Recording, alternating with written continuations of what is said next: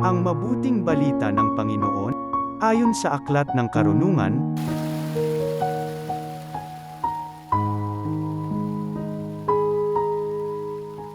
sinabi ng mga masasamang tao, tambangan natin ang mga taong matuwid, pagkat hadlang sila sa ating mga balak.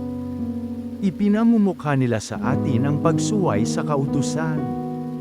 At sinasabing tayo'y nagkasala laban sa kaugalian. Tingnan natin kung ang salita nila ay magkakatotoo. Kung ano ang mangyayari sa kanila pagkamatay nila.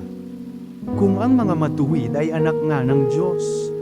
Sila ay tutulungan niya at ililigtas sa mga kaaway.